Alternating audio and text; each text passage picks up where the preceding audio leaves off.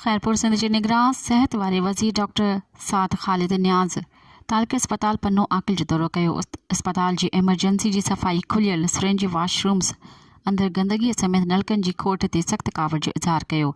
Doctor Saad ख़ालिद 2020 खां नए डायलिसिस मशीनूं इस्तेमालु न करण ते पिण कावड़ जो इज़हार कयो। डॉक्टर साद ख़ालिद जो चवणु हो त नयूं ख़रीद कयल डायलिसिस मशीनूं 3 सालनि खां मौजूदु आहिनि पर इस्तेमालु न थियूं। अस्पताल जो माहौल सुठो आहे पर वधीक बहितरी जी ज़रूरत आहे। 1 महीने खां पोइ मां वरी अस्पताल जो ओचितो दौरो कंदसि। 1 महीने खां पोइ बि अस्पताल में बहितरी न आई त अस्पताल इंतज़ामिया ख़िलाफ़ कार्रवाई कई वेंदी। मज़ीद ख़बरनि ऐं तफ़सीलात लाइ विज़िट कयो असांजी वेबसाइट www.awamiNewsHD.com ऐं ॾिसंदा रहो अवामी न्यूज़ HD।